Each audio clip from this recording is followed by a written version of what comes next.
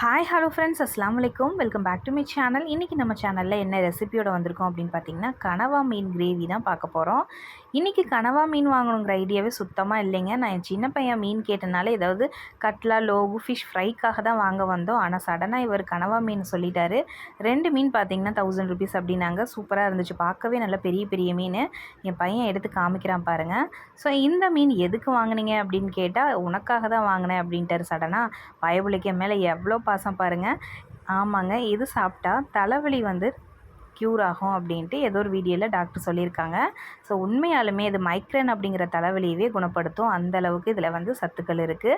So அதனால தான் நான் உனக்காக தான் வாங்கினேன் அப்படின்னு சொல்லிட்டாரு. இம்புட்டு பாசமா அப்படின்ட்டு சரி வாங்கிட்டு வந்தாச்சு. ஸோ நல்லா க்ளீன் பண்ணி கொடுத்துட்டாங்க அவங்களே. ஸோ இது பார்த்திங்கன்னா இதில் ஸ்கின் ப்ராப்ளம் இருந்தால் கூட அவங்களுக்கு இது க்யூர் ஆகும் அப்படின்ட்டு சொல்லியிருக்காங்க டாக்டர். அது போக ஹீமோக்ளோபின் லெவலையும் இது இன்க்ரீஸ் பண்ணி கொடுக்கும். ரத்த சோகை இருக்கிறவங்க வாரத்தில் ஒரு டைம் சாப்பிட்டா கூட அவங்களுக்கு பிளட் லெவல் இன்க்ரீஸ் ஆகும். ஸோ கண்டிப்பாக இதை வீக்லி ஒன்ஸ் ஆகுது செஞ்சு சாப்பிடுங்க. ஸோ இதை எப்படி செய்யலான்னு தான் நம்ம வீடியோவில் பார்க்க போகிறோம். ஸோ நல்லா அவங்க எந்த ஷேப்பில் கேட்டாலும் நமக்கு கட் பண்ணி கொடுப்பாங்க. நான் இந்த மாதிரி ரவுண்ட் ஷேப்பில் கேட்டிருந்தேன்.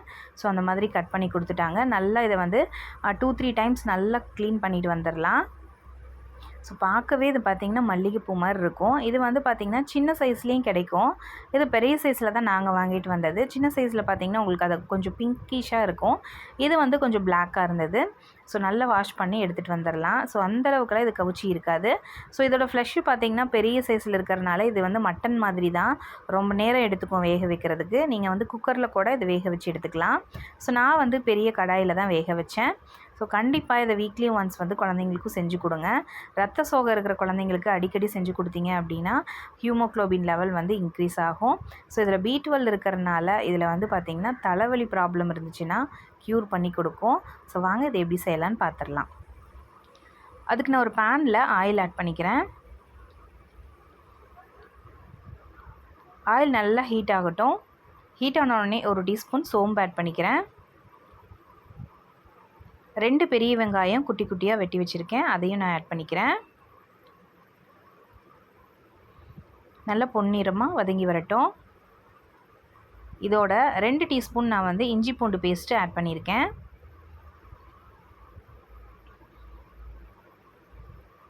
இஞ்சி பூண்டு சரிசமமாக எடுத்து நான் அரைச்சி எப்போயுமே ஃப்ரிட்ஜில் வச்சுக்குவேன். அதை தான் நான் ஆட் பண்ணியிருக்கேன். ஃப்ரெஷ்ஷாக தான் இப்போ தான் அரைச்சேன். ஸோ அதிகமாகவே அரைச்சி வச்சுக்கிட்டேன். 2 தக்காளி பழம் கட் பண்ணி வச்சுருக்கேன், அதையும் சேர்த்திக்கலாம். ஸோ இதெல்லாம் நல்லா வதங்கி வரட்டும்.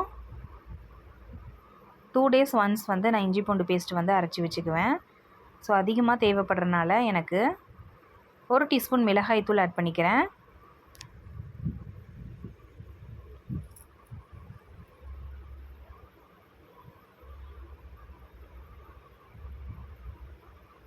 அரை டீஸ்பூன் மஞ்சள் தூள் ஆட் பண்ணிக்கலாம்.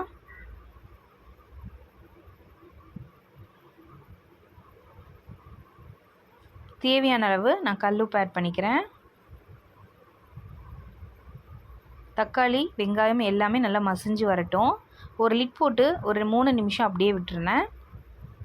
இப்போ பாருங்கள், நல்லா எண்ணெயெல்லாம் பிரிஞ்சு தக்காளிலாம் நல்லா மசிஞ்சு வந்துருச்சு, வெந்துருச்சு பாருங்கள் எண்ணெயிலேயே. இந்த ஸ்டேஜில் நம்ம வாஷ் பண்ணி வச்சுருக்கிற கனவா மீனை அதில் ஆட் பண்ணிக்கலாம். பார்க்கவே எப்படி இருக்குது பாருங்கள், மல்லிகைப்பூ மாதிரி இருக்குது. சாப்பிட்றதுக்கும் ரொம்ப டேஸ்ட்டாக இருக்கும். இதில் நிறைய ப்ரோட்டீன்ஸ் இருக்குது. கண்டிப்பாக இதை வாரத்தில் ஒரு தடவையாவது செஞ்சு சாப்பிடுங்க.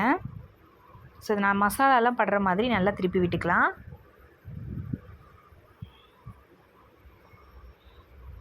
நீங்கள் இது குக்கரில் விட்டிங்கன்னா ஒரு விசில் விட்டு எடுத்துடலாம்.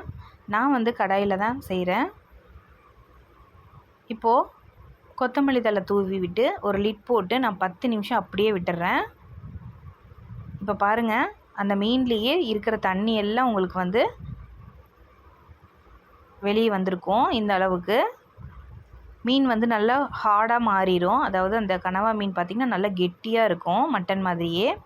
ஸோ தண்ணியெல்லாம் பிரிஞ்சு அது பார்த்திங்கன்னா எப்படி ஆயிடுச்சு பாருங்கள், குடல் மாதிரி ஆயிடுச்சு. ஸோ இப்போ நான் ஒரு டம்ளர் தண்ணி சேர்த்தி ஹை ஃப்ளேமில் வச்சு நல்லா வேக வச்சுக்க போகிறேன். இப்போ பாருங்கள், நான் ஒரு 15 நிமிஷம் சிம்மில் விட்டு அப்படியே வச்சுக்கிட்டேன். இல்லைனா அடிப்பிடிச்சிக்கும் இல்லையா? ஸோ ஹை ஃப்ளேமில் ஒரு 5 நிமிஷம் வச்சு விட்டு அதுக்கப்புறமா பார்த்திங்கன்னா சிம்மில் விட்டு மூடி வச்சுருங்க. வேறு ஏதாச்சும் வேலை இருந்துச்சுன்னா பாருங்கள், நல்லா வெந்து வந்துடும்.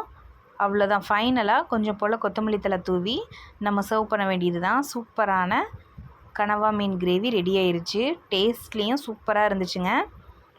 இப்போ வந்து நம்ம சர்வ் பண்ணிடலாம்.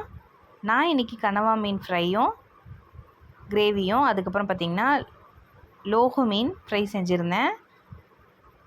லோகு மீன் ஃப்ரை வேணும்னா நான் டிஸ்கிரிப்ஷன் பாக்ஸில் லிங்க் கொடுக்குறேன்.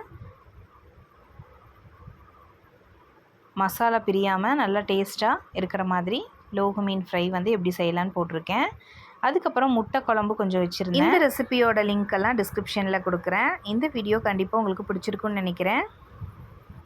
இந்த வீடியோ கண்டிப்பாக பிடிச்சிருந்ததுன்னா மறக்காமல் சேனலை சப்ஸ்கிரைப் பண்ணி லைக் பண்ணி வச்சுக்கோங்க. தேங்க்ஸ் ஃபார் வாட்சிங்.